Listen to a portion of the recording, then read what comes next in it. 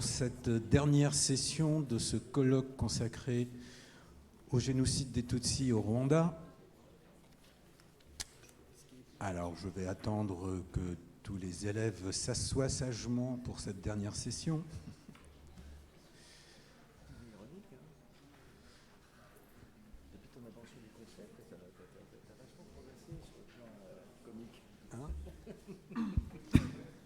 Alors, le dernier thème de cet après-midi, sortir du génocide, va traiter de sujets qui sont de prime abord presque naturels aujourd'hui lorsqu'on travaille sur des violences de masse et en particulier des génocides. Ça veut dire la question judiciaire et la question de la mémoire.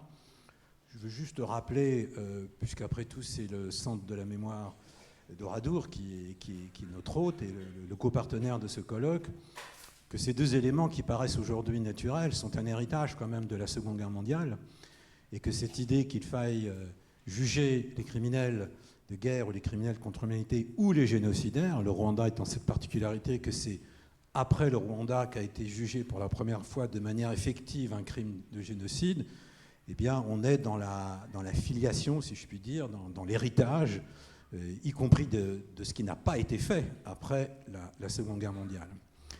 Alors pour ce faire, je vais introduire très rapidement, parce que là nous allons être assez sévères sur l'horaire, puisque nous devons terminer impérativement vers un peu avant 18h. Je vais vous présenter donc Timothée Brunet-Lefebvre, qui est en master à l'École des hautes études en sciences sociales, qui travaille avec Stéphane Audouin-Rousseau.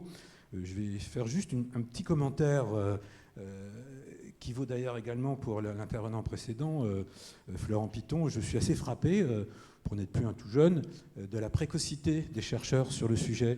Et j'avoue que ça me rappelle un peu la situation de l'historiographie de l'occupation nous j'ai commencé ma carrière. Nous étions assez jeunes à commencer, c'est-à-dire il y a visiblement une école historiographique qui est en train de enfin, nous avons aujourd'hui pas mal d'éléments. Et je vous présente également Stéphane Audouin-Rousseau, qui est un jeune chercheur récemment initié à la question du Rwanda.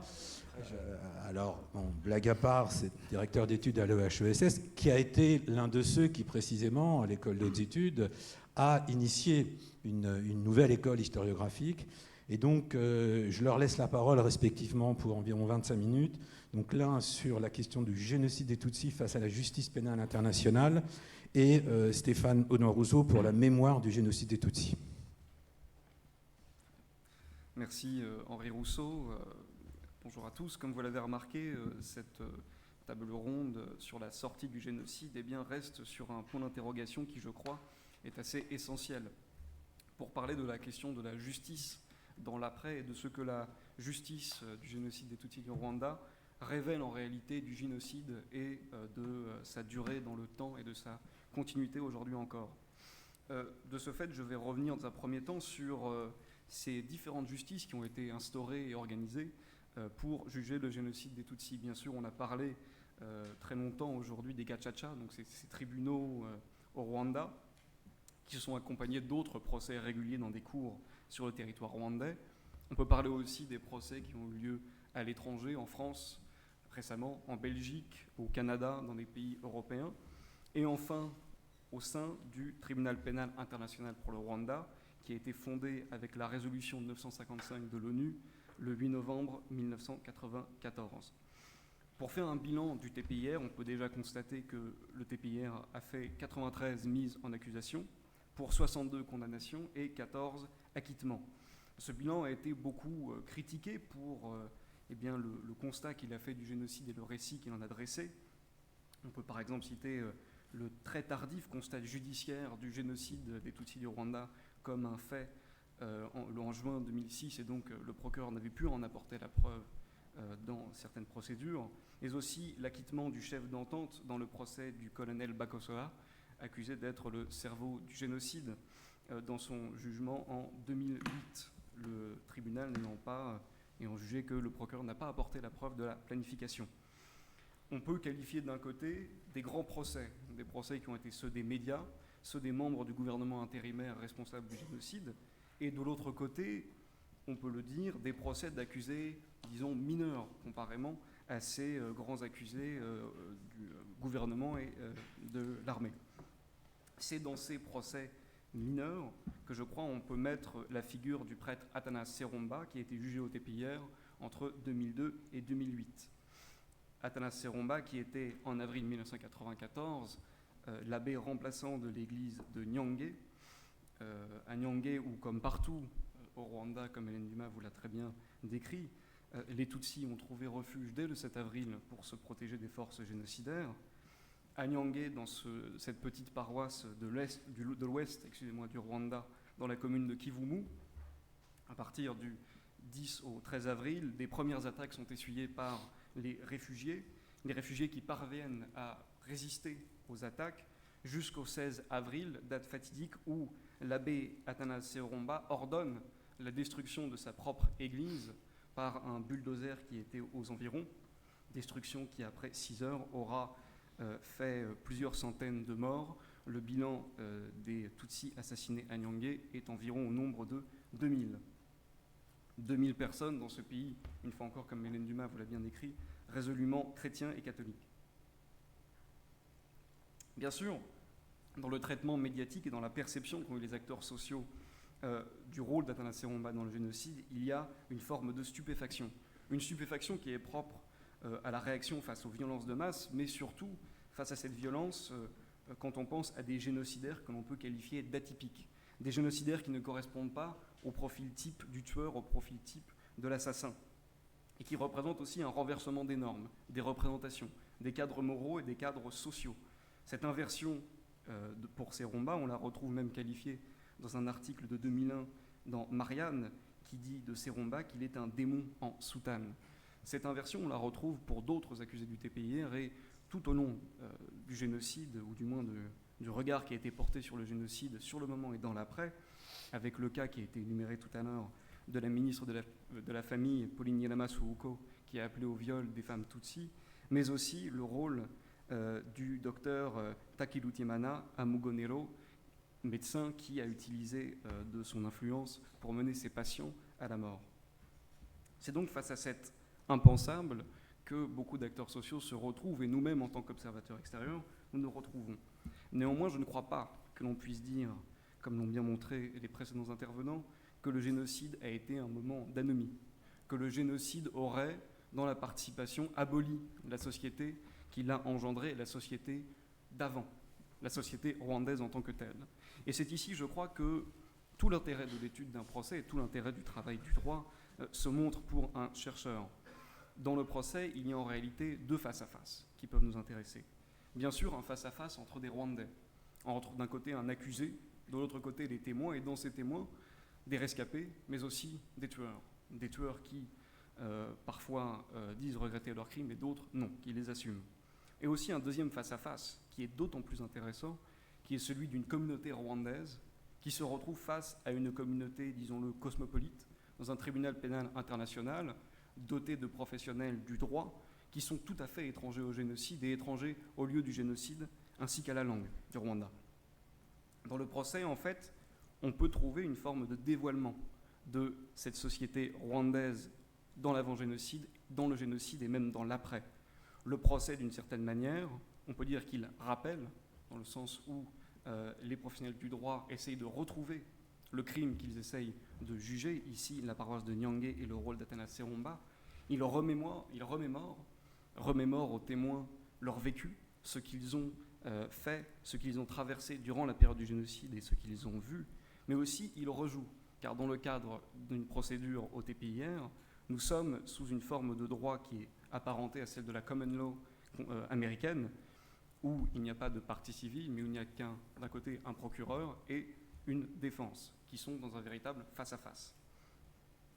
Ce n'est donc pas seulement l'accusé Seromba que l'on voit au prétoire, mais le père Seromba qui comparaît au tribunal, un prêtre qui même s'affiche avec son col romain à chaque audience de son procès.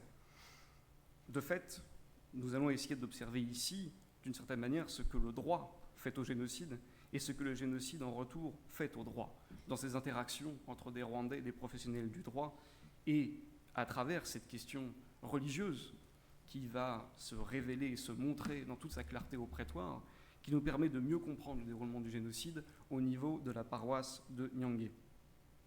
Je vais dans un premier temps revenir sur ce qu'on peut peut-être appeler l'histoire de l'affaire Athanase Seromba au TPIR.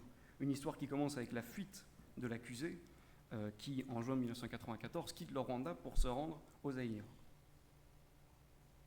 On retrouve Seromba 3 ans plus tard. On ne sait pas ce qui s'est produit entre 1994 et 1997.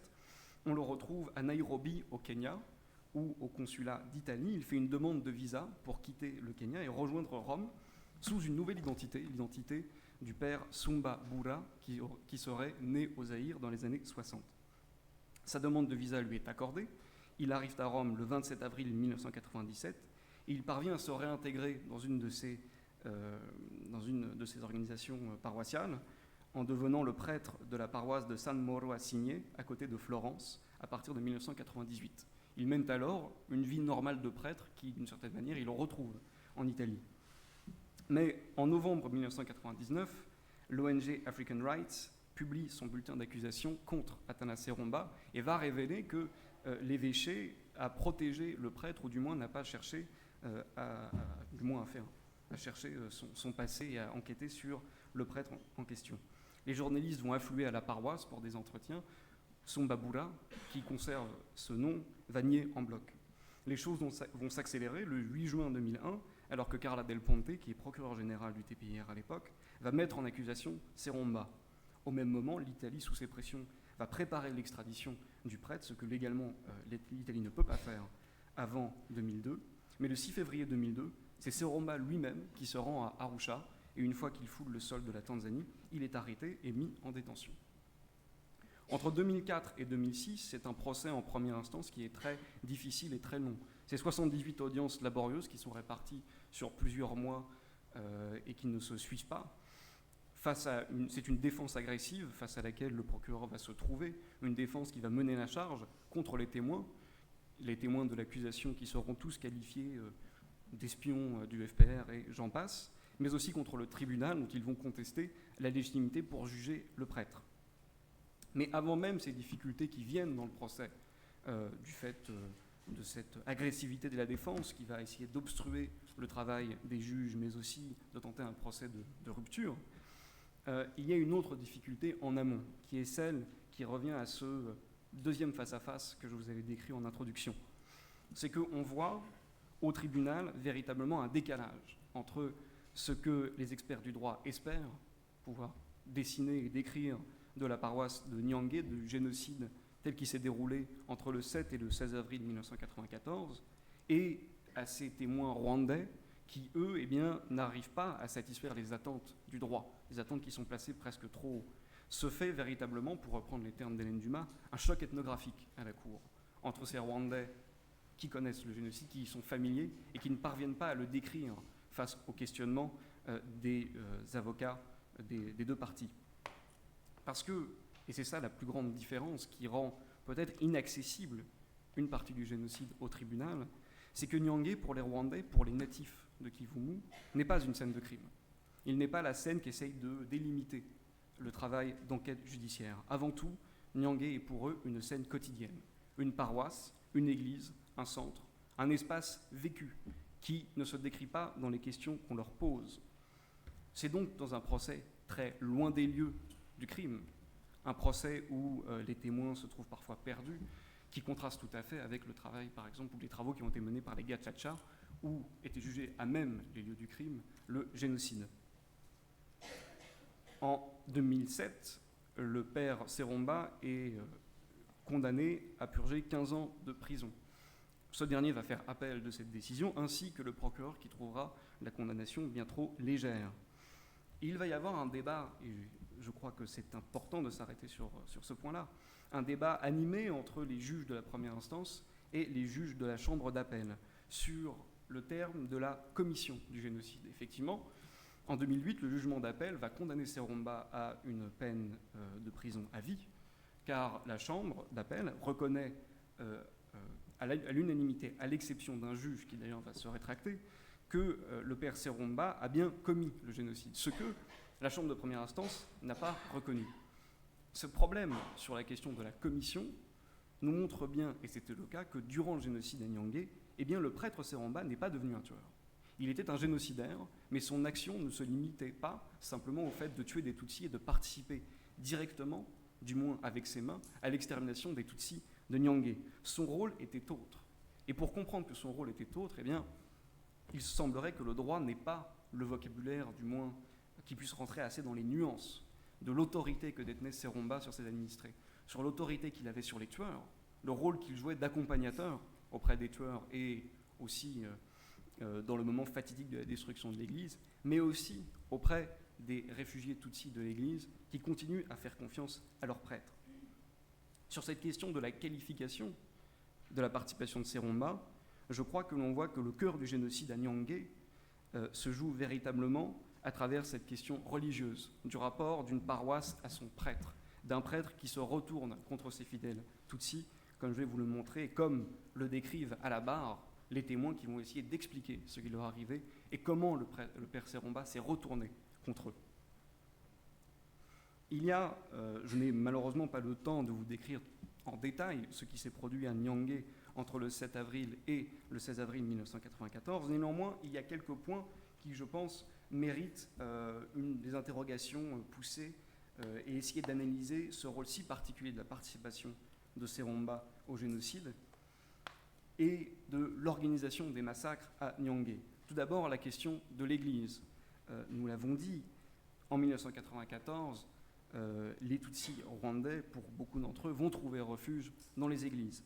Comment expliquer le fait qu'ils prennent refuge dans les églises ? Il y a, je crois, deux raisons. Tout d'abord, les vécus des massacres antécédents. Les Tutsis s'étaient réfugiés en 59, en 64, en 73, en 90, au cours de la décennie de la guerre civile, et avaient été protégés par l'Église. C'est cette utilisation d'un réflexe presque historique, du fait que ça avait fonctionné avant, qu'ils les font revenir à l'Église. Mais il y a une deuxième interprétation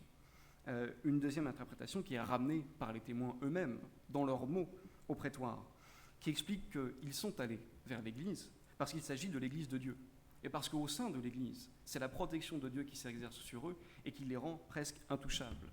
Mais à cet argument de la croyance vient nuancer un autre argument, qui est celui de la conscience d'un interdit partagé. Les témoins répètent que les tueurs n'oseraient pas, ou du moins n'oseront pas, s'en prendre à l'Église, parce qu'il y a la conscience que les tueurs, eux aussi, sont chrétiens et appartiennent au même monde de la foi, un monde de la foi qui ne permet pas qu'on attaque une Église. Néanmoins, les Tutsis ne se sont pas seulement rendus à l'église de Nyangé de leur propre vouloir. Ils y sont aussi allés parce qu'ils ont été poussés par les autorités génocidaires de la commune à s'y rendre pour mieux les tuer. C'est un lieu clos, on sait le rôle qu'ont joué les lieux clos dans l'extermination des Tutsis rwandais. 11% des victimes du génocide périssent par ailleurs dans les églises.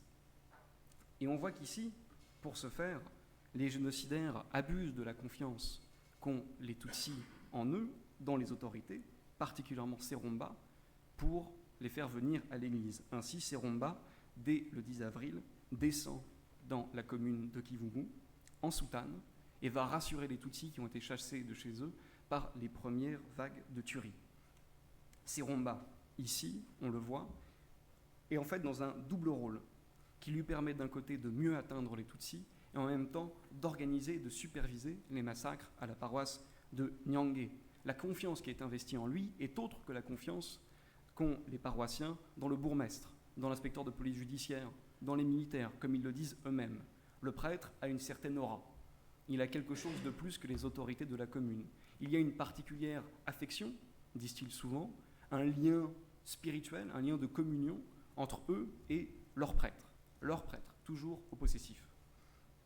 Il y a un deuxième point qui est évidemment nécessaire à expliciter, c'est quel rôle exactement, dans les massacres des Tutsis de Nyangé avant la destruction de l'église, Seromba joue-t-il du moins dans la convergence des notables de la commune, notables qui sont le bourgmestre, l'inspecteur judiciaire, le juge de canton, le chef du MRND local. Et je crois qu'il y a 4 points qui sont les plus importants. Tout d'abord que Seromba coordonne le lancement des massacres et leur déroulement dans sa paroisse, dans des lieux qu'il connaît mieux que quiconque et dont il est, d'une certaine manière, le propriétaire. Il est, comme dit un témoin, très justement, bourgmestre en sa paroisse. Ainsi, lors des très nombreuses réunions qui réunissent les notables, Seromba va avoir le dernier mot. il va avoir les bons conseils et les bons mots pour convaincre les autorités de faire en sorte, du moins, que les massacres se déroulent d'une certaine manière et non pas d'une autre. Son rôle aussi est un rôle de délimitation. Un témoin raconte ainsi que Seromba, après l'attaque particulièrement meurtrière du 15 avril, où beaucoup de Tutsis parviennent à sortir de l'église.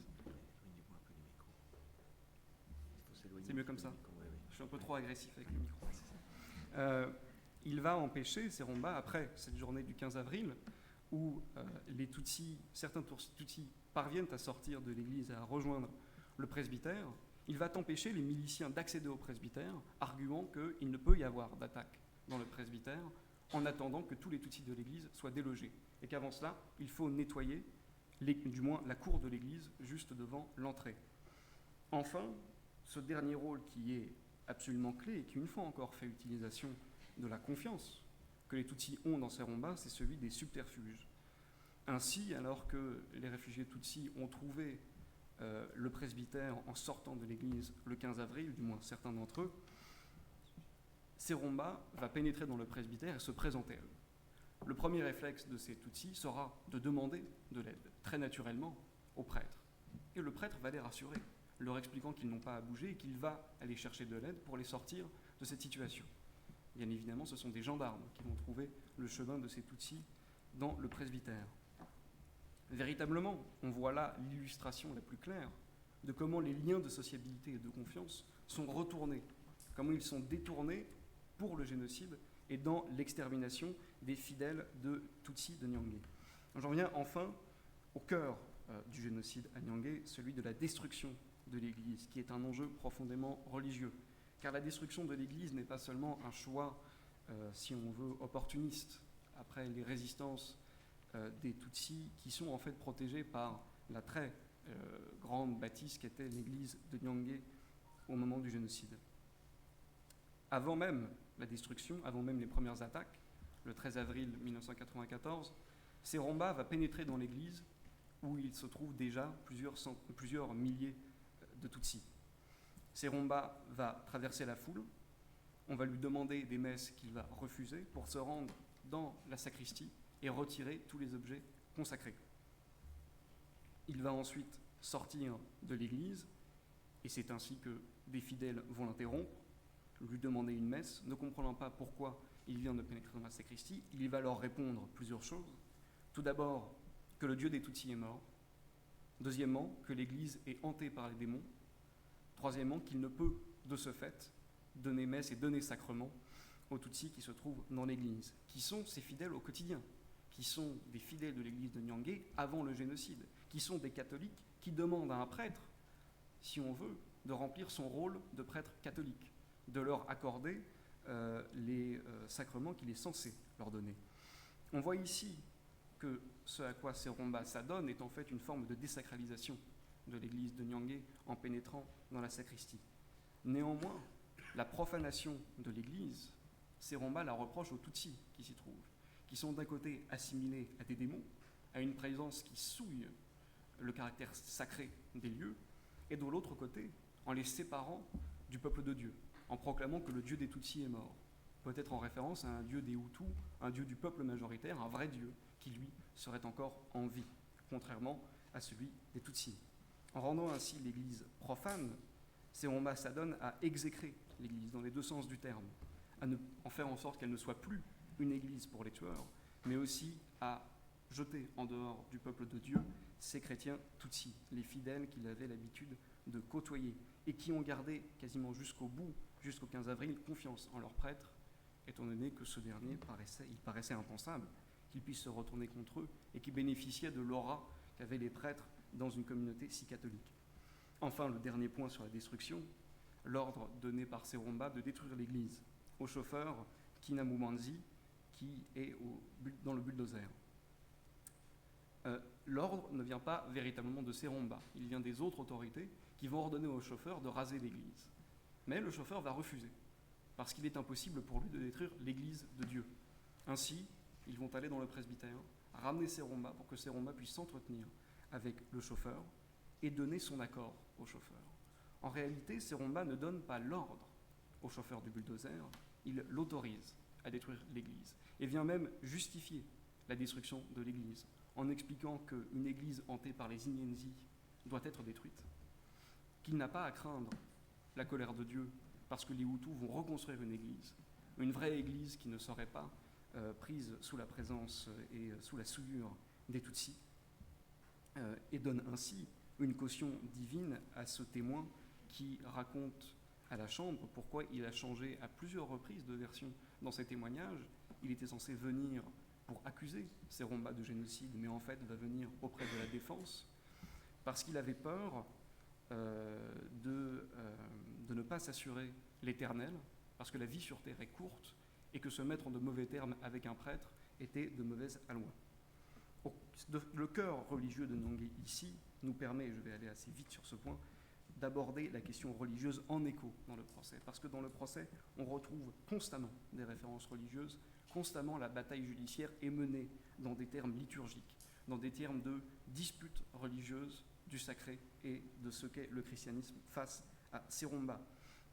C'est toute une paroisse que l'on retrouve au prétoire, des paroissiens qui racontent les messes quotidiennes, qui racontent leur relation avec le christianisme, une vie, enfin du moins des vies qui sont marquées par les différents sacrements, le baptême, le mariage, puis même le baptême des enfants. Des gens qui ont passé toute leur vie auprès de cette paroisse et qui ont un rapport, disons-le, particulier avec leur prêtre. Leur prêtre qui n'est pas seulement un saint homme, comme tous les prêtres sont censés l'être, mais Athanas Seromba lui-même, qui est décrit comme étant un homme saint, un homme bon, un homme qui est très proche de ses paroissiens et en qui on peut avoir toute confiance. Aussi, le religieux revient dans des termes d'invocation et d'évocation. Certains témoins disent même que leur témoignage au TPIR n'a pas juste pour vocation d'accuser Seromba, mais de témoigner face à Dieu, de témoigner pour certains tueurs qui cherchent à se faire pardonner, qui disent venir dans une démarche de pénitence, que leur demande de pardon n'est pas formulée envers l'État, j'en cite un, mais envers Dieu, que cela, dit-il, peut être un geste positif pour Dieu et pour la vie éternelle. J'aimerais enfin, et je vais conclure sur ce point, revenir sur cet élément religieux qui apparaît encore plus fort avec la parole du père Seromba au prétoire. Seromba, en fait, ne parle pas durant tout son procès. Il ne va pas témoigner dans sa propre affaire. Néanmoins, à la fin de la procédure de première instance et de celle d'appel, on va lui laisser le droit de s'exprimer et il va tenir ces deux discours, du moins je vais vous en tirer des extraits, de discours qui se suivent, même s'ils ont 1 an d'intervalle, et qui sont très intéressants pour saisir peut-être le personnage Seromba et du moins cette omniprésence du fait religieux dans le procès, cette omniprésence religieuse qui est ramenée du génocide dans le procès. Ainsi, il dit au juge de première instance, avant son jugement, « Aujourd'hui, je suis accusé injustement d'avoir planifié, tué, fait tuer justement ceux-là même que j'ai aimé et encadré et que j'aurais aimé pouvoir protéger pendant les douloureux événements qui ont endeuillé mon pays. J'aurais aimé pouvoir vous dire ce qui s'est passé à Nyangé, car réellement, vous ne connaissez rien de ce qui s'est passé à Nyangé. Je souffre tant des événements eux-mêmes de n'avoir pas pu dire au monde entier la vérité de ce qui s'est passé à Nyangé. » Il va finir en disant au juge, « Madame le Président, honorable juge, je suis prêtre et je suis prêtre à jamais, selon l'ordre du roi Melchisédek, c'est écrit dans la Bible. Je crois en Dieu qui est le maître de toutes choses. Je crois aussi au Saint-Esprit, comme l'a dit le bâtonnier Monté, son avocat. Je requiers le Saint-Esprit pour qu'il vous guide dans vos décisions, afin que l'homme que je suis, innocent, puisse être libéré. » En appel, il va continuer un discours de ce même type dans l'évocation religieuse, mais va le pousser encore plus loin. « Quand j'ai choisi de devenir prêtre, c'était pour me consacrer toute ma vie à la population chrétienne et à tout le monde pour sauver l'homme, pas seulement physiquement, mais aussi spirituellement. Et voilà, comme Jésus, je suis accusé. Je suis accusé. Et Jésus, qu'est-ce qu'il a dit quand il était sur la croix? Il a dit « Pardonne-leur parce qu'ils ne savent pas ce qu'ils font. » Justement, que Dieu pardonne ceux qui m'accusent. Enfin, il va conclure.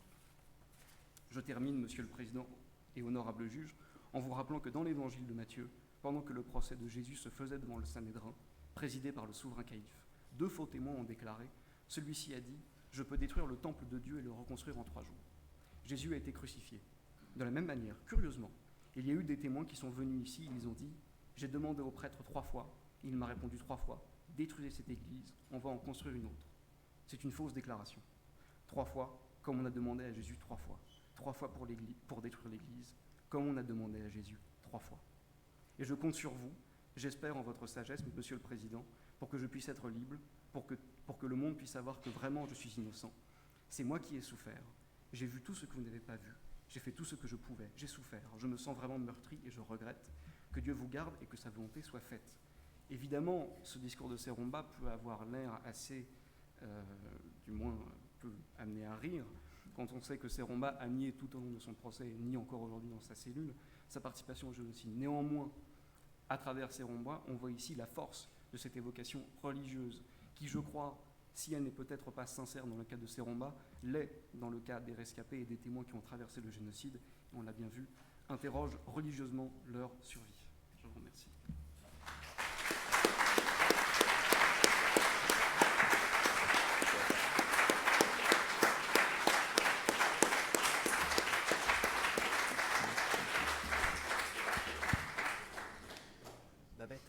Merci Timothée pour cet exposé impressionnant où vous arrivez à analyser à la fois la scène de crime et le point de vue du principal témoin, c'est-à-dire l'accusé lui-même.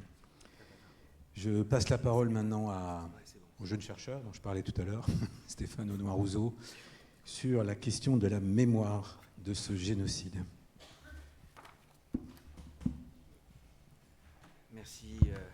Merci Henri pour ce venge bassement par des plaisanteries ridicules de celles que moi-même je profère constamment à son égard. Il est impossible, bien sûr, de traiter en 20 minutes de la mémoire et de l'intense activité commémorative qui s'est déployée au Rwanda depuis la fin du génocide des Tutsis rwandais. C'est d'autant plus difficile devant des rescapés, devant Jean, un des responsables à la CNLG. Mais il se trouve que, en fait, ce pupitre devait être tenu par quelqu'un dont on souhaitait beaucoup la présence ici, Marcel Kabanda, donc le président de l'association Ibuka, qui regroupe les rescapés vivant en France, mais Marcel Kabanda n'a pas pu finalement venir. Et donc, voilà, il fallait bien que quelqu'un un petit peu parle de cet après-coup du génocide qui nous préoccupe depuis déjà depuis en fait ce matin. Moi, j'ai choisi de me concentrer sur un seul point qui me paraît d'ailleurs essentiel, le développement de rituels funéraires donc très spécifiques au Rwanda depuis 1994, dans ce Rwanda de l'après-coup, depuis maintenant 25 ans exactement. La question touche bien sûr au rituel, pour une part au rituel d'enterrement en dignité, selon la formule consacrée au Rwanda, mais elle touche de manière apparemment contradictoire au déploiement d'une véritable monstration de la mort violente en 1994. Je vous en montrerai quelques images. Monstration des cadavres suppliciés, des ossements, monstration des vêtements des victimes, et donc une monstration extraordinairement directe, extraordinairement frontale, d'une grande dureté pour les rescapés eux-mêmes ou pour les visiteurs occidentaux, les chercheurs se rendant au Rwanda. Rappelons que nous nous trouvons... et ceci vient évidemment d'être très bien magistralement rappelé par Timothée Brunet, nous inscrivons au Rwanda dans le cadre d'une société chrétienne, où normalement, bien entendu, on enterre ses morts, une société qui reste encore aujourd'hui majoritairement catholique, mais elle était bien plus encore en 1994, et une société très éloignée de toute exculturation religieuse, comme on le dit dans l'anthropologie historique religieuse contemporaine, éloignée de toute sortie de religion, au contraire, une société caractérisée par une extraordinaire présence du religieux. Il est très important de ce point de vue que le religieux ait été évoqué dans le cadre de ce colloque. Alors se dessine, je crois, un paysage funéraire très original dans le cadre de la mémoire du génocide et de sa commémoration. C'est à travers lui que je voudrais essayer de tisser quelques grandes lignes avec une hypothèse. C'est que si la spécificité rwandaise de ce paysage funéraire rwandais post-génocide, si cette spécificité est très forte pour le sujet qui nous occupe ici, c'est qu'évidemment elle paraît liée à la spécificité même du génocide lui-même, entre avril et juillet 1994, pas besoin d'y revenir. Les exposés qui ont précédé, celui d'Hélène Dumas en particulier, vous a dit suffisamment de choses, en particulier sur la créativité meurtrière des bourreaux, sur la radicalité des pratiques du cruauté et surtout sur leur massivité, sur l'investissement massif d'une grande partie de la population dans le massacre. À ces spécificités irréductibles du génocide des Tutsis rwandais de 1994 répond la spécificité de son après-coup. Je dois à Henri, ici présent, avec lequel j'entretiens un dialogue depuis de longues années, cette idée toute simple, mais évidemment déterminante, que se met en place, après, avec la victoire du FPR en 1994, se met en place un pouvoir issu du groupe cible, donc du génocide, avec les descendants des exilés de 59, de 63. Et donc un pouvoir qui trouve aussi dans ce génocide une part de sa légitimité politique. Et un pouvoir soucieux de commémorer le génocide dès 1995, obsédé par certains côtés, ce n'est pas une critique, obsédé par le négationnisme et donc désireux d'apporter la preuve du massacre. Et de l'apporter comment? De l'apporter par les corps. Ainsi, dans le cadre d'un processus commémoratif qui s'est mis en place dès l'immédiat après-coup du génocide, on assiste très tôt à une monstration des traces corporelles de la violence de masse et une monstration très originale, à mon sens, en termes de pratiques d'inhumation, d'exhumation, de réinhumation, de conservation, d'exposition des corps et d'exposition des vêtements.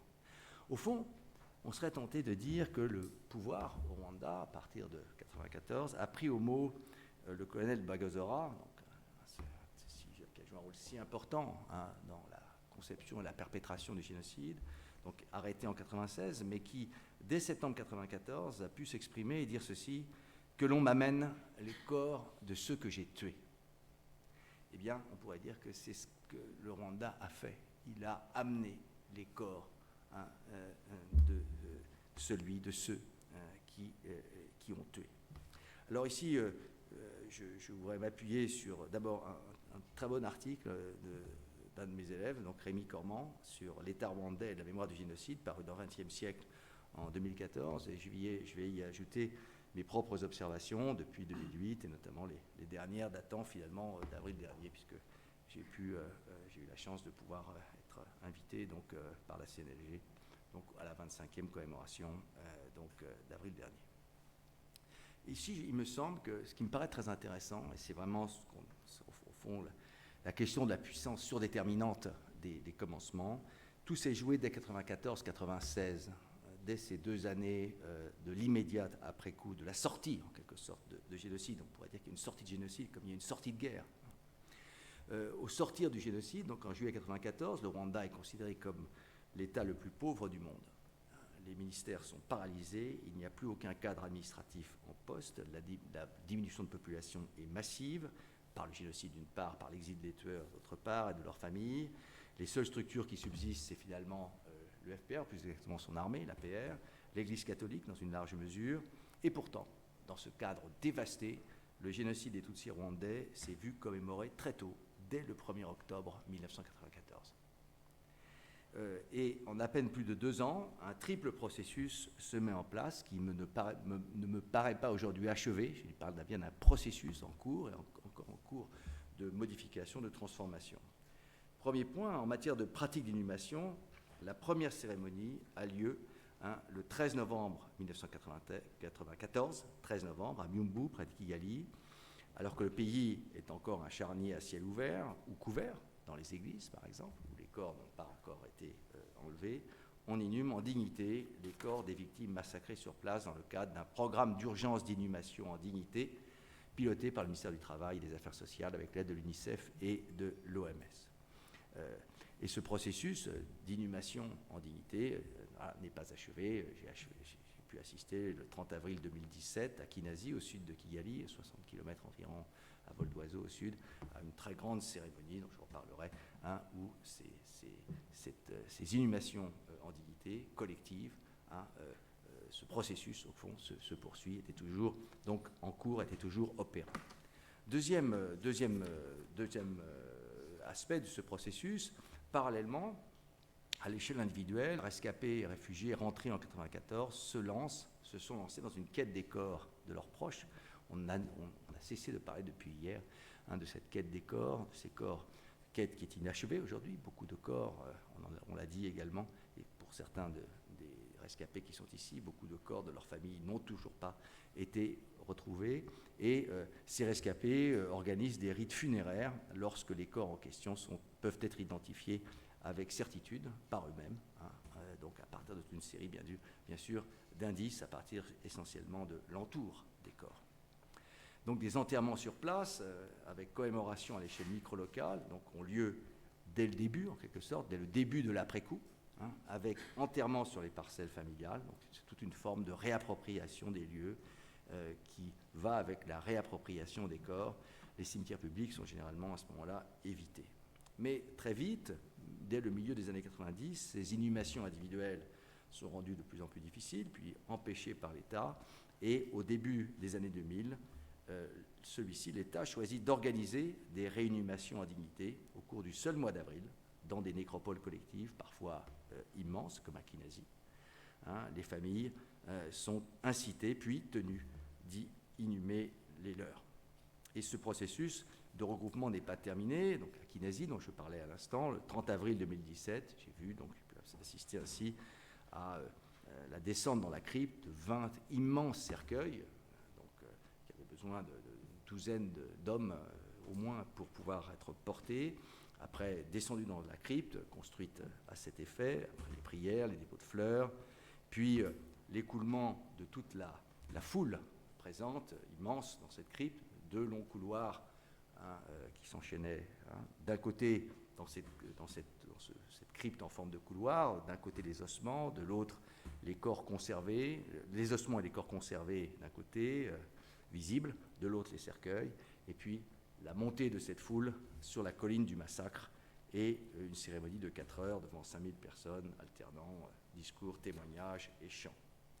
Et ce qui m'a paru très intéressant dans cette cérémonie de Kinazi du 30 avril 2017, c'est qu'il ne s'agissait pas de la première réinhumation en dignité, mais de la deuxième. La première ayant été jugée comme trop sommaire.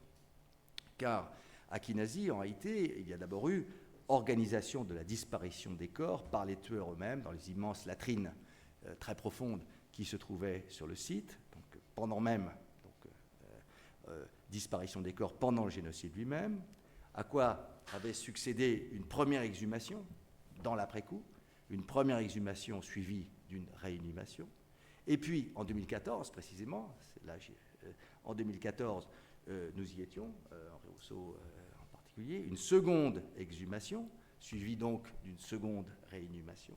Et puis, en 2017, donc 3 ans plus tard, eh bien, une réinhumation supplémentaire, de nouvelles fosses communes ayant été découvertes dans l'année, et donc réinhumation de l'ensemble avec exigence ici de regroupement. C'est ainsi qu'une rescapée, par exemple, ramenée chez elle ce jour-là, le 30 avril 2017, a enterré en quelque sorte ses enfants pour la seconde fois.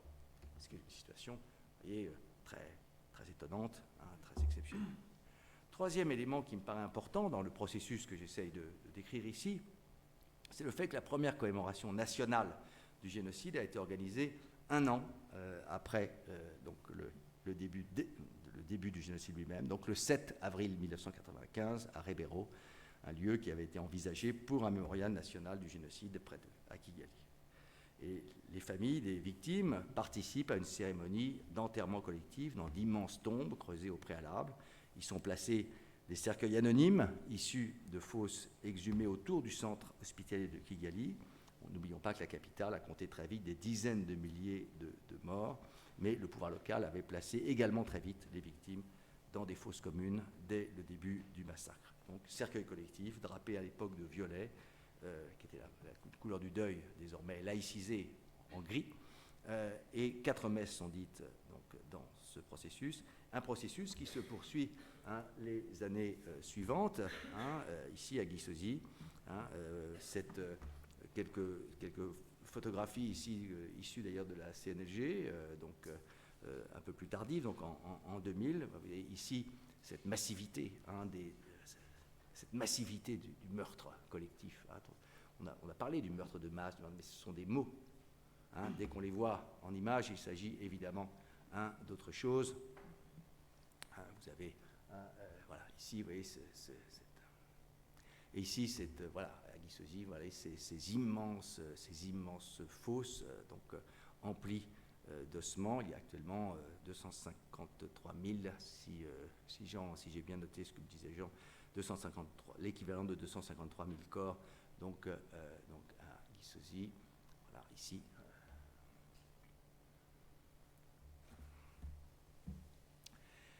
Résumons donc l'acquis commémoratif de ce premier après-coup du génocide des Tutsis rwandais en termes d'inhumation, exhumation, réinhumation. Ce qui me frappe, selon moi, c'est l'ancrage précoce d'une pratique d'inhumation en dignité, après l'exhumation des corps de victimes le plus souvent anonymes, regroupés dans des cercueils collectifs, eux-mêmes placés dans des nécropoles également collectives.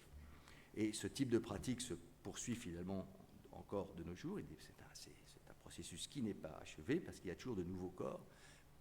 À quoi s'ajoute, comme à Kinazi, le désir de mieux inhumer ceux qui l'ont déjà été, avec l'exigence de regrouper désormais dans les 7 nécropoles nationales que compte le pays.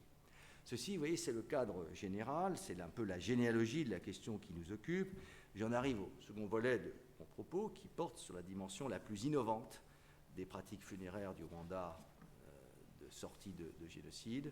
Et là, tout se joue le 7 avril 1996, date de la seconde commémoration qui a lieu à Murambi, près de Gikongoro, donc dans le sud du pays, dans un contexte politique compliqué, de dissension avec l'Église catholique, et dans un cadre de mimétisme mémoriel croissant avec la Shoah, avec Yad Vashem, alors que s'affirme l'idée d'un grand musée mémorial sur le site de Guisozy, devenu depuis le lieu du mémorial national du génocide. Donc ce 7 avril 1996, donc 2 années après le début du génocide, les corps des victimes sont exposés lors de la journée de deuil national. Il se trouve que, et là vous avez donc ce qui se... Voilà, et là je suis bien dans le segment chronologique, ces images correspondent au segment chronologique que je suis en train d'évoquer. 20 000 corps avaient été en effet exhumés, donc fin 95, début 96, par des associations locales de rescapés sur cette colline où se trouvait par ailleurs une grande école qui n'avait pas eu le temps de servir, mais qui avait servi de rescapés, de refuge aux Tutsis avant leur massacre sur place. Donc la majorité de ces 20 000 corps est enterrée ce jour-là, mais 2000 sont conservés et exposés dans les salles de classe de cette école, qui avait été l'épicentre du massacre, après un traitement à la chaux, dont vous voyez ici le résultat en quelque sorte photographique. Puis ces corps vont être exposés ici sur des claies, je n'ai pas besoin, je pense, de longs commentaires devant l'extrême dureté de ce spectacle, donc pour les visiteurs invités à évidemment entrer dans ces salles de classe successives, où se trouvaient des dizaines et des dizaines de corps sur les claies en question. En même temps, il n'y a pas que des corps ainsi conservés, il y a aussi des ossuaires dans certaines de ces salles de classe, ossuaires de ce type, également vous voyez, sur des claies, une pratique que l'on trouve qui se généralise ailleurs, comme à Nyangé précisément, mais pas le Nyangé que Timothée a connu, qui est aujourd'hui reconstruit, le Nyangé que personnellement j'avais visité en 2014, et vous voyez ce petit ossuaire donc, qui se trouvait donc, à proximité de l'église détruite. Alors cette politique de conservation et d'exposition des corps et des ossements est ensuite systématisée. En termes de momification des corps, différentes expériences ont lieu, avec des réussites partielles à différents endroits, et c'est ainsi qu'un spectacle stupéfiant est offert donc à la fois aux Rwandais rescapés, aux autres, bien sûr, aux Occidentaux de passage, aux visiteurs, un spectacle également terrible pour les Rwandais. J'ai visité pour la première fois Murambi en 2008, avec certains rescapés qui ont dit qu'ils avaient mis parfois qu'ils étaient venus plusieurs fois et que plusieurs fois ils étaient repartis sans pouvoir entrer, et pour qui évidemment la visite était une épreuve terrible.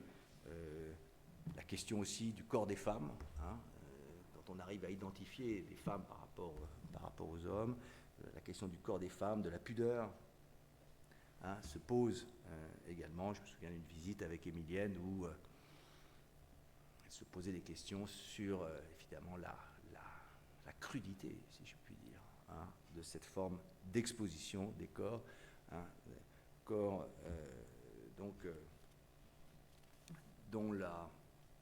sur lesquels la violence est visible.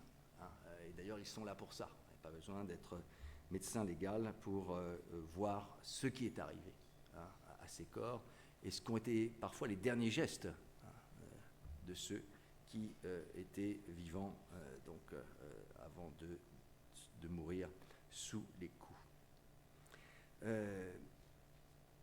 Ceci est à mettre en relation, évidemment, avec l'angoisse aussi, cette angoisse du négationnisme qui m'a toujours énormément frappé au Rwanda, qui me frappe à chaque fois, cette preuve par les corps destinée à attester les pratiques meurtrières des tueurs. Les choses, toutefois, ne sont pas fixées une fois pour toutes. Il me semble qu'il existe, je dirais, il existe toujours une forme de tension au Rwanda. En tout cas, c'est comme ça que je l'exprimerai. Et les rescapés qui sont ici, éventuellement, me corrigeront ou me démentiront ou bien approuveront, je ne sais. Il me semble qu'il existe aujourd'hui une tension entre cette pratique de monstration des corps des victimes, entre cette pratique mise en place très tôt, donc dès 1996, puis systématisée dans différents emplacements commémoratifs du pays, et une certaine forme de retour aux normes depuis un certain nombre d'années, c'est-à-dire revenir à la pratique de l'inhumation et de revenir sur au fond cette monstration. C'est le cas, c'est donc à Niaroubouye, donc depuis dans l'est du pays, depuis 2016, il y a effectivement des ossements. Ce n'est pas dans la grande nécropole, pas de corps entier comme ici à Moambi, mais une immense crypte nécropole contenant des centaines de cercueils. Et voilà, le lieu est d'une grande dureté, mais cette monstration des corps qui paraissent être morts hier, cette monstration des corps n'est plus de saison en quelque sorte.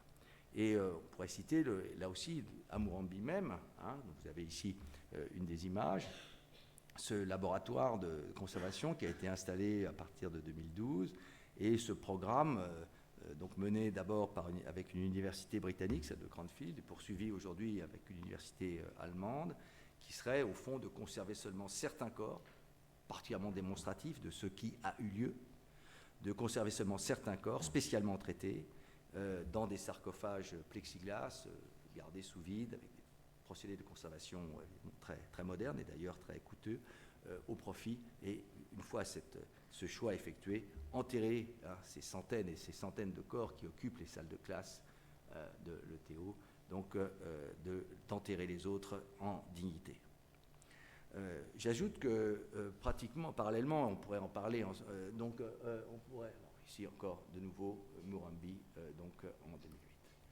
Parallèlement à cette monstration des cadavres, donc, qui est destinée, me semble-t-il, plutôt à reculer désormais, s'est imposée une autre pratique plus symbolique, métonymique en quelque sorte, à travers l'exposition non plus des corps eux-mêmes ou des ossements, mais des vêtements des victimes.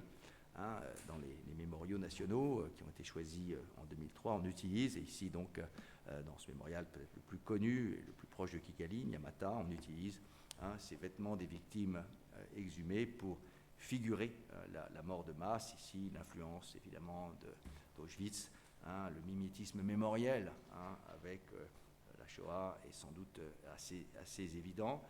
Vous avez ici donc l'église de Nyamata, en cette photo de 2010, et voilà encore, vous voyez, la dimension massive de la disparition frappe immédiatement le visiteur, alors que les chiffres finissent par ne plus avoir de signification. voilà, une autre vision, hein, avec ces vêtements sur les bancs, comme si les victimes étaient encore présentes sur les bancs où elles assistaient donc à la messe. Et puis cette vision de l'église de Narma en 2010, qui est maintenant, voilà, on ne peut plus voir sous cette forme, puisque le site a été en quelque sorte, si je puis dire, normalisé, à mon avis aseptisé, parallèlement au projet de classement de l'UNESCO, mais c'est ainsi qu'on pouvait la voir encore en 2010.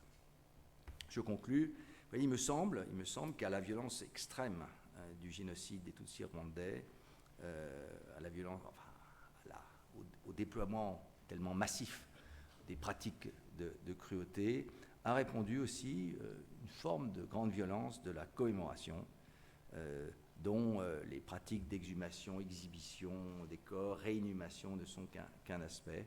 Hein, les chants, la dureté de certains chants, des témoignages, la dureté des crises traumatiques, etc., lors des commémorations, sont d'autres aspects de cette violence d'après-coup, hein, qui porte elle-même, qui témoigne de manière indirecte, mais qui témoigne néanmoins de manière très éloquente, hein, de la violence de ce qui a eu lieu. Deuxième point, il me semble que l'exhibition, effectivement, ce que j'appelle la monstration des corps suppliciés, momifiés, tels que je vous les ai montrés, le regroupement d'ossements en masse, le regroupement aussi, tout aussi massif, de l'entour des corps, de ces vêtements hein, que l'on voit ici plutôt sur les murs et ici suspendus au plafond, eh bien, est la partie centrale, hein, de cette forme de violence commémorative. Je dis tout de suite que quand je parle de violence commémorative, je ne porte aucun jugement sur cette violence. Je constate que voilà, cette commémoration, hein, est un choc, hein, constitue un choc, et un choc effectivement d'une grande violence pour ceux qui y sont confrontés. Et en même temps, il me semble que l'on peut constater que cette violence assez frontale est en cours d'atténuation, une forme de normalisation progressive se fait jour. Elle m'a frappé lors des commémorations à Kigali en avril dernier. Je me souviens de la première commémoration à laquelle j'ai assisté en avril 2008, à Nyamata justement, et puis le soir donc au stade Amahoro, et puis celle hein, d'avril dernier.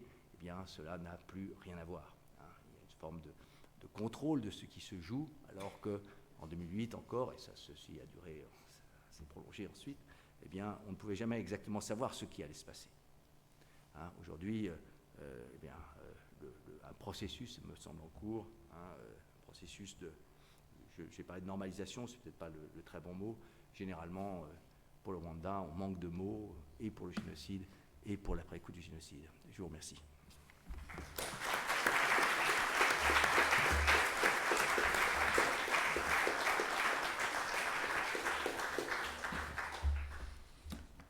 Merci Stéphane de nous avoir fait toucher du doigt la dimension d'expérience quasi corporelle de ce régime mémoriel au Rwanda, que tous ceux qui ne sont pas directement concernés mais vont le découvrir, ça a été mon cas à 2 reprises, vous marque réellement et montre aussi une forme de singularité assez radicale par rapport à des pratiques ou des régimes mémoriels que nous connaissons notamment en Europe et pour d'autres événements. Je me tais, nous avons un peu de temps, pas beaucoup, mais un peu de temps, et donc voilà, j'ouvre la discussion, nous allons prendre 2-3 questions et je laisserai les intervenants répondre, et si on a le temps, on prendra une deuxième vague de questions.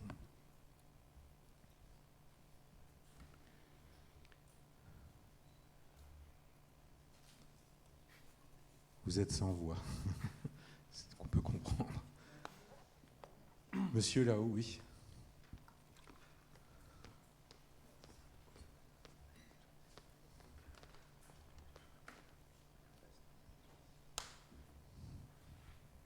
Y a-t-il une position de l'Église par rapport à ces monstrations et de manière générale à ces commémorations? Père Laurent, à vous. Ça s'appelle délégué. C'est-à-dire, ce que je veux dire ici, c'est ce que nous vivons.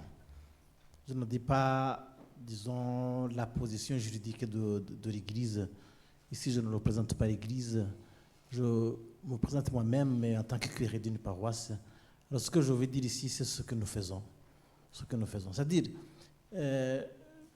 vous savez que donc, le génocide a frappé aussi beaucoup l'Église. Ça, c'est un exemple parlant. Donc, ce n'est pas seulement les chrétiens qui sont morts, donc les victimes. Et il y a aussi le bourreau. Donc, le bourreau aussi est un homme croyant, mais évidemment, dans son cœur, il a effacé Dieu pour supprimer son semblable. C'est ce que nous avons remarqué. Et alors, l'Église, parce que justement, nous avons connu un racisme très profond, avec plusieurs étapes. Eh bien, si vous avez bien suivi ce qu'a dit Timothée, eh bien, un petit peu comme Séron Batanaz, il est l'homme de l'Église, c'est un prêtre, mais qui en lui-même est un génocidaire, dans le sens que il nie l'autre. Il nie l'autre parce qu'il a supprimé. Alors, dans l'Église, il y a ceux qui vivent la banalisation, le déni, et une autre partie qui fait vraiment la commémoration comme il faut. Je dirais que nous avons ces trois types de prêtres. La banalisation, où il y a vraiment, où on ne parle même pas de commémoration, ou bien on le dit, mais d'une façon artificielle. Alors, le déni, il y a ceux qui ne veulent même pas dire que ce n'est pas le génocide, qu'il s'agit d'une guerre entre deux personnes, et d'autres où on fait vraiment des veilles de commémoration, des prières, des neuvaines, donc des gens qui aident des personnes à vivre, disons, la commémoration comme il faut. Voilà, donc nous sommes différents. Cette différence, ça montre notre Église. Dieu nous a créés différents, mais nous avons la loi de Dieu, de Jésus-Christ, aimez-vous les uns les autres. Voilà, c'est ce que je peux répondre. Merci, Père Laurent.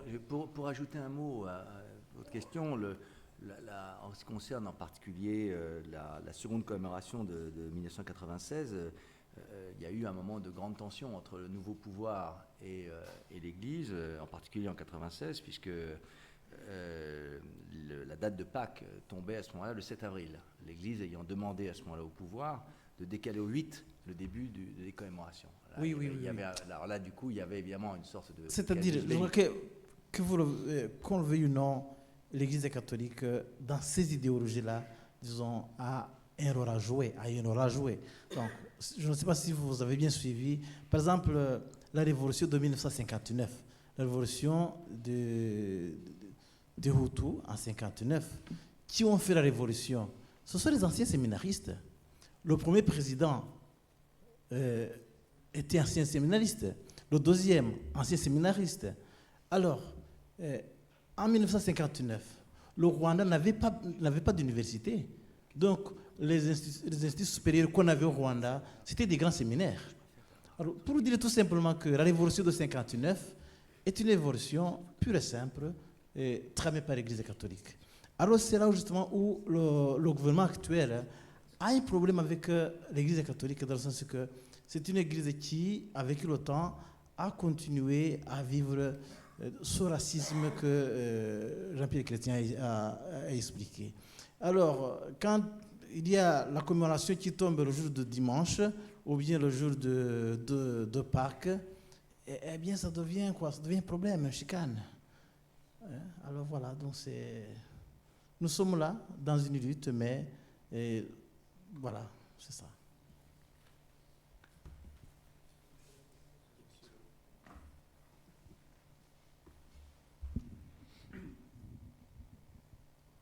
Timothée nous a bien expliqué le procès Seromba. Il a été condamné définitivement en appel, je pense à une vingtaine d'années. Il n'est pas le... Non, à vie à la prendre. À vie ? Oui, à vie. il n'est pas le seul. Et, je voudrais savoir, donc, l'Église catholique et le Vatican communiquent beaucoup actuellement sur la pédophilie. Quelle est la position officielle du Vatican sur les condamnations pour génocide de prêtres? Alors, déjà, pour rappel, au TPIR, c'est en tout 3 prêtres qui sont passés du moins en procès. On a le premier qui est donc Seromba, le deuxième, je ne me trompe pas dans l'ordre, qui est Emmanuel Rokundo, qui était je crois, chapelain militaire au moment du génocide. C'est ça, aumônier militaire. Au moment du génocide et qui a été condamné à 25 ans de prison et qui aujourd'hui est sorti de prison. Et le troisième, Hormisdas Tsengimana, qui quant à lui a été acquitté. Parce que le procureur n'a pas réussi à porter à la preuve selon les juges. La position officielle du Vatican sur ces génocidaires, à ce que je sache, il n'y en a pas. Du moins, le père Seromba n'a pas été excommunié. Il reste prêtre et la position officielle de l'Église sur le fait, je ne sais même pas s'il y a vraiment une position en tant que telle. Je ne crois pas, il me semble que pour moi, enfin, c'est un grand regret, j'espère peut-être que les choses viendront, mais il me semble qu'il n'y a pas eu de réflexion théologique de l'Église sur le génocide. Pardon? Oui, je sais bien, mais je parle de Rome.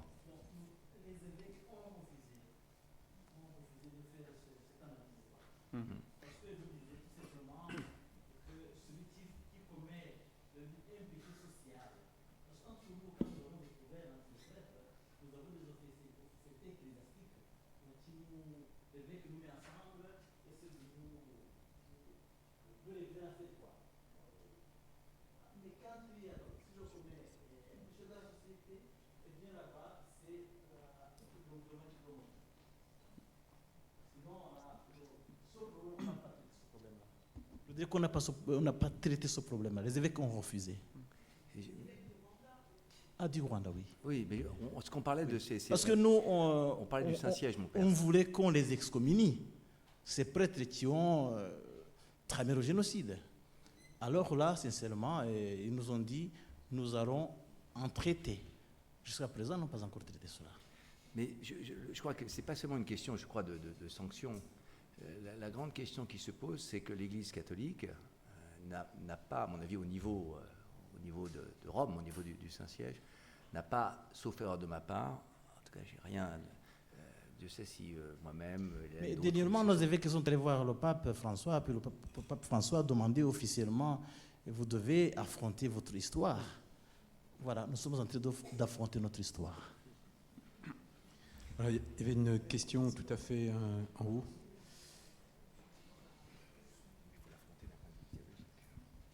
Comment s'organise le rituel de la commémoration? Est-ce que c'est les autorités civiles qui pilotent vraiment, ou est-ce que c'est bien laïcisé, ce rituel, ou alors la présence de l'Église est obligatoire?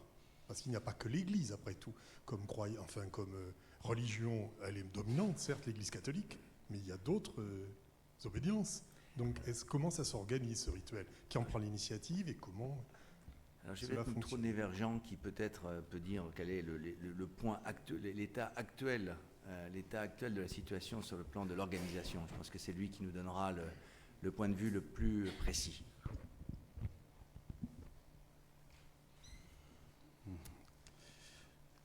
Bon, merci d'abord pour toutes ces questions-là que vous posez.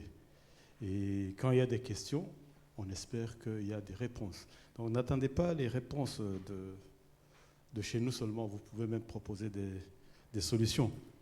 Mais ce que je voudrais dire, c'est que c'est un peu compliqué la mémoire. Voilà. Il y a ce que j'ai vécu, donc j'ai ma mémoire individuellement. Et avec mes frères et sœurs, il y a une mémoire que nous partageons en famille. Et puisque je ne suis plus seul, nous sommes obligés d'avoir certains critères sur lesquels nous allons nous entendre pour justement organiser notre cérémonie rituelle. Le rituel, quoi, puisque la mémoire, elle reste. Et si maintenant nous sommes une région, ça devient plus compliqué. Nous devons justement nous entendre. Voilà, il faut des règles. Alors, ce que fait le gouvernement, c'est mettre en place des grandes lignes. Aujourd'hui, par exemple, si on va commémorer, si je regarde dans ce qu'on m'a envoyé aujourd'hui, on se dit la commémoration commence à telle heure et ça va se dérouler de telle façon, de telle façon, de telle façon. Aujourd'hui, il n'y a plus de messe dans la cérémonie de commémoration. Alors qu'avant, partout, on commençait, la messe faisait partie du rituel de la commémoration. Maintenant, si on est croyant, on est catholique, on est protestant, vous faites la messe avant et vous commencez les cérémonies de commémoration après.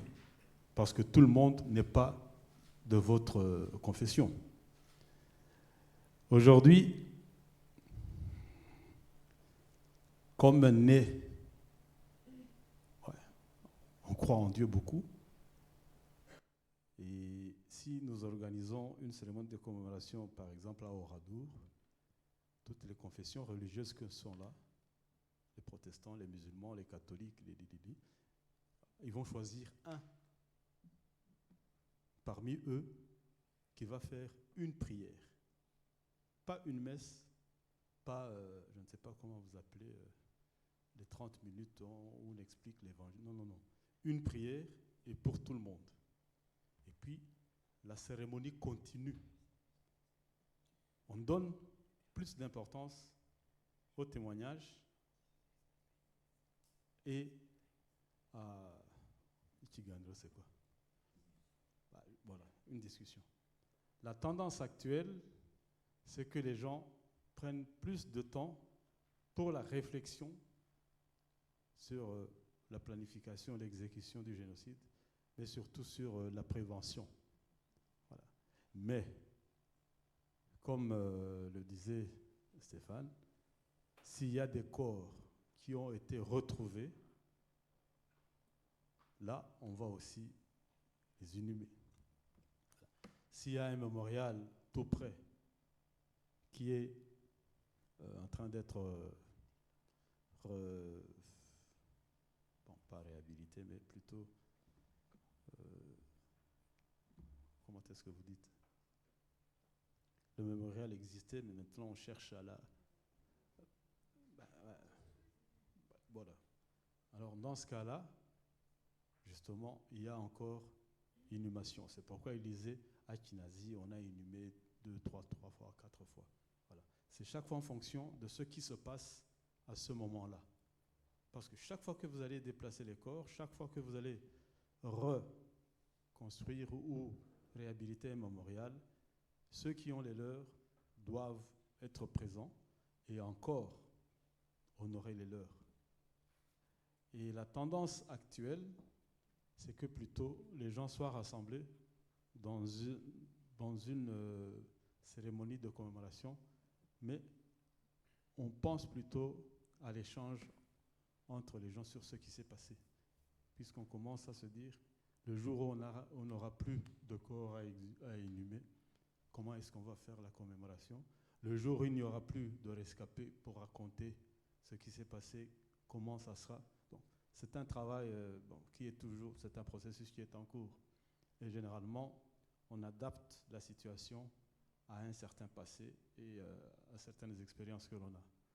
Bon, je voudrais peut-être ajouter qu'il a parlé des sites mémoriaux. Aujourd'hui, on cherche à faire une catégorisation des sites. Et on demande aux gens qui ont les leurs dans leur parcelle, dans leur champ, dans la mesure du possible, quand ils en ont la force, de transférer les corps vers les sites mémoriaux. Voilà. Chaque année, nous avons des problèmes avec des gens qui attaquent et qui blessent encore les rescapés. Et certains, on a eu une période où les gens attaquaient, allaient profaner les sites. Et là, on se dit, on amène tous les corps que l'on a retrouvés dans des endroits où le gouvernement peut assurer une certaine sécurité. Voilà. Je ne sais pas, sinon c'est ça. Merci, merci Jean. Merci. Est-ce qu'il y a d'autres questions? Oui, madame. Il me semble,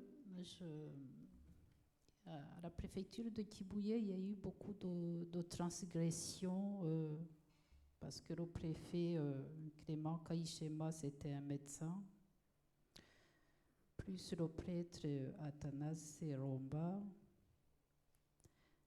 Mais il me semble qu'à une époque, le Vatican avait fait pression sur le Rwanda pour libérer l'évêque Misago.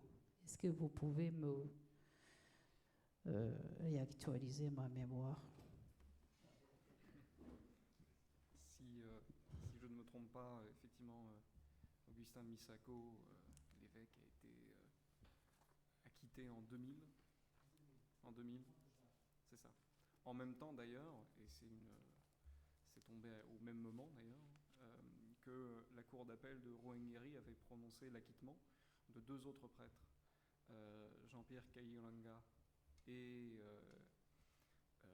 Emmanuel Ntoulié, je crois que c'était Emmanuel Ntoulié, qui étaient tous les deux présents à Nyangé en même temps que Seromba, et qui étaient accusés d'avoir participé au génocide, du moins d'être restés aux côtés du prêtre. C'est d'ailleurs ce que montrent beaucoup de témoignages, et eux aussi ont été acquittés, effectivement. Sur la question des pressions du Vatican, alors malheureusement je ne suis pas tout à fait expert en la matière et informé, mais je sais que Misago a été acquitté en même temps que Ntoulié.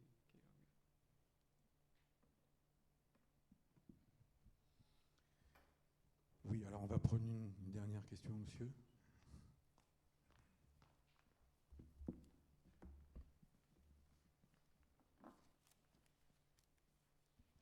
C'est juste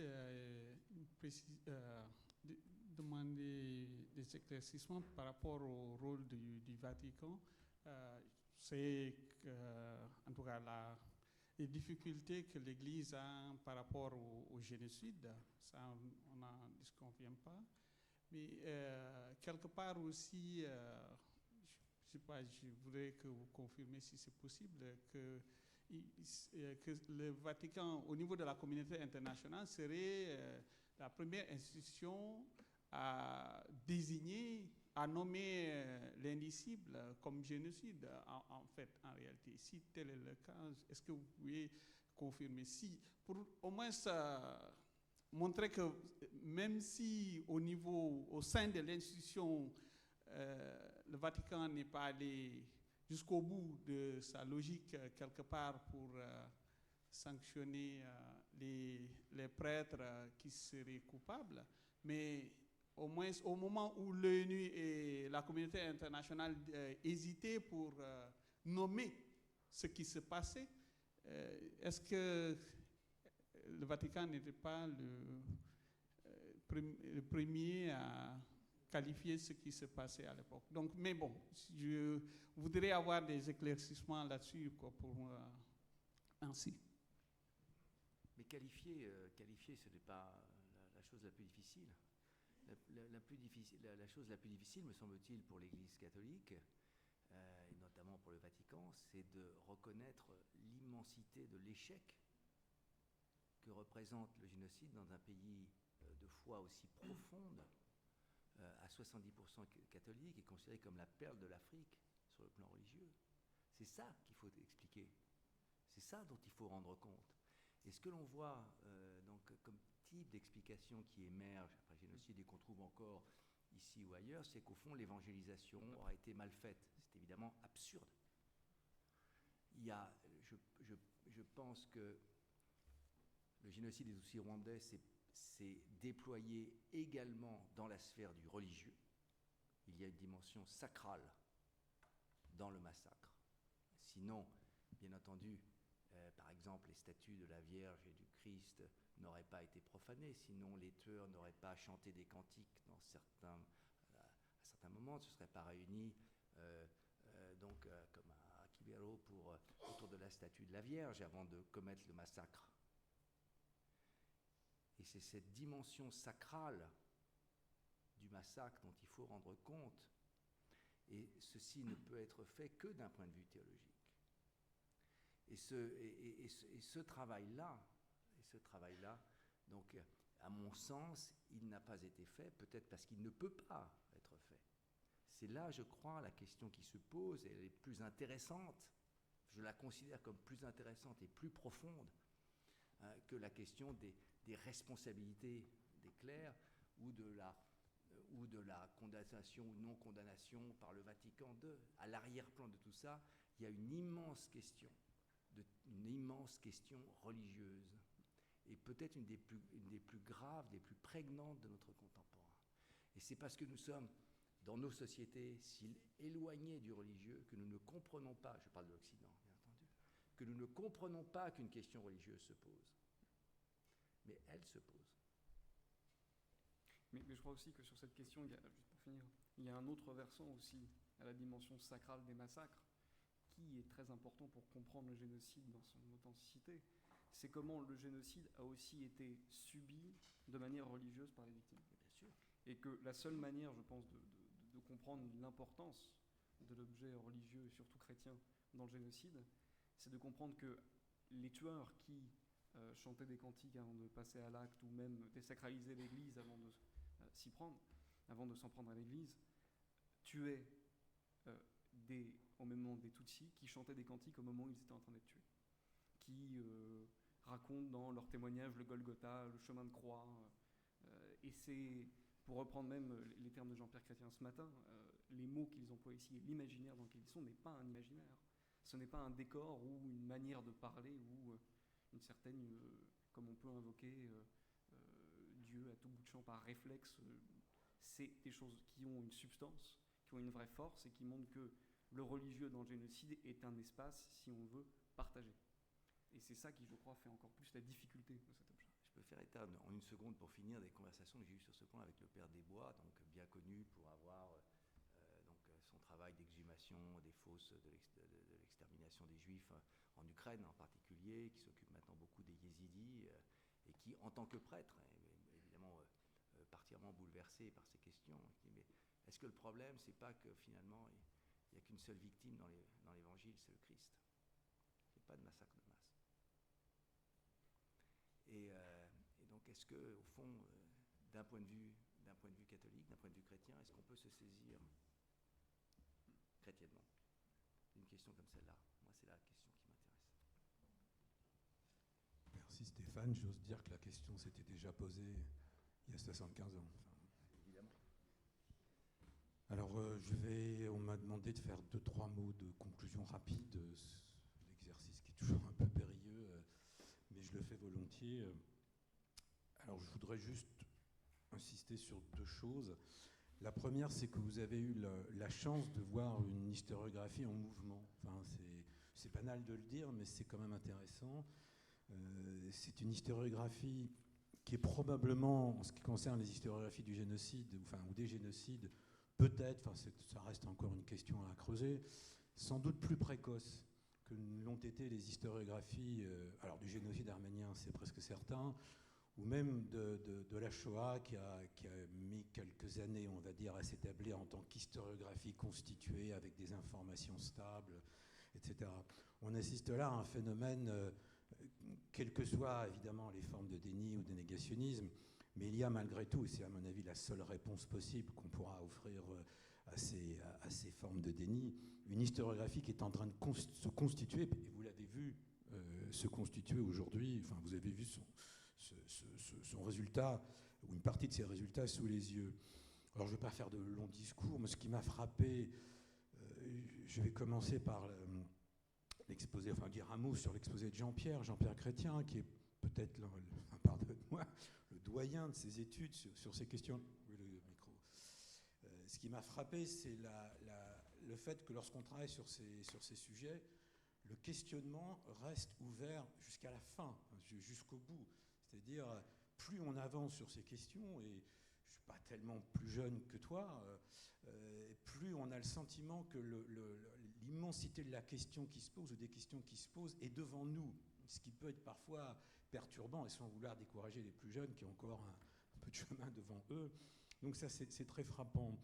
La deuxième chose, c'est de voir à quel point certains objets, je reprends un peu au vol la remarque d'Annette Becker tout à l'heure sur les transferts cognitifs, je ne partage pas complètement son avis.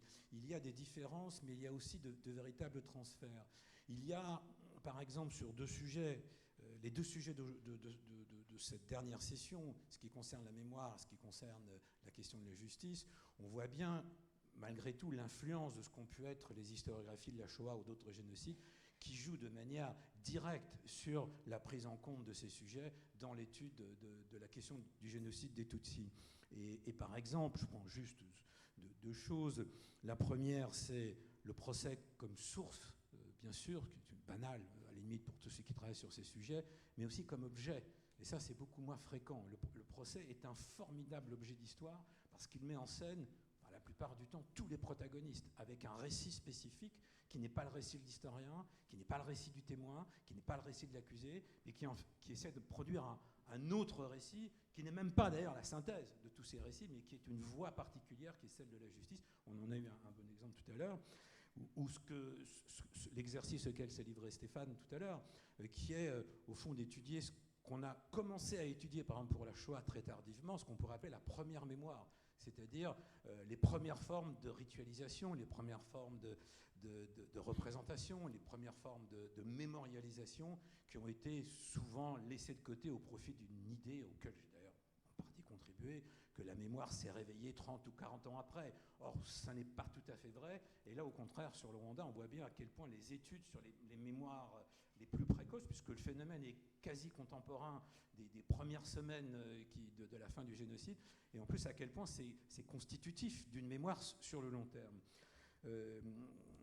Et puis enfin, alors toujours sur cette idée de l'historiographie, moi ce qui me frappe, et là-dessus Annette Becker a raison, c'est à quel point ce qu'on pourrait appeler rapidement une anthropologie de la violence a trouvé dans la question du Rwanda un terrain d'étude absolument exceptionnel, lequel rejaillit sur des terrains autres, encore une fois, la Shoah, l'Arménie ou d'autres crimes de masse.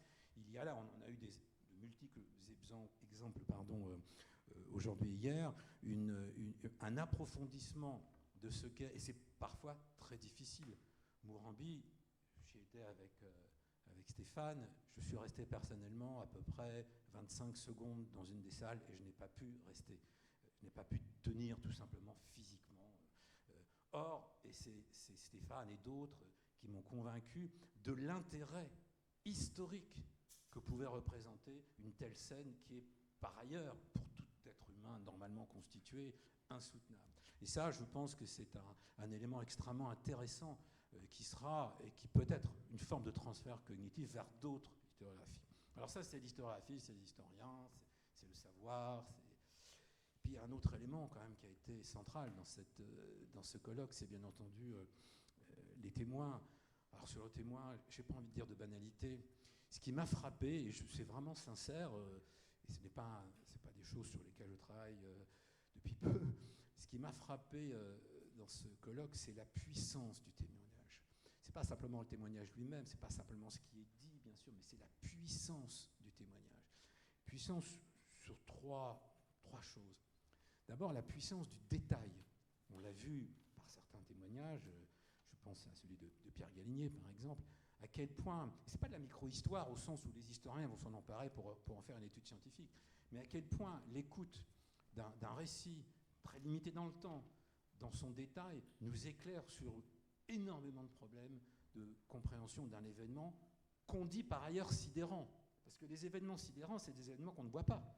Hein, c'est un peu comme le 11 septembre ou d'autres événements de ce type, caractère foudroyant de l'événement, mais du coup, s'il est foudroyant, c'est la foudre par définition, ça aveugle. Or, le témoignage, ou ce type de témoignage qui entre dans le détail précis, nous empêche justement d'être aveuglés et nous permet d'avoir une certaine compréhension de l'intérieur de ce qu'a pu être, au moins sur l'expérience vécue, un tel événement. Et puis, il y a, là je pense à Émilienne, que je n'entends pas pour la première fois, je pense à la puissance de la langue. Ça, c'est aussi quelque chose sur laquelle on n'insiste pas assez. Le témoignage, ce n'est pas simplement le récit d'une expérience, mais c'est un récit subjectif, et c'est un récit qui est porté par une langue particulière.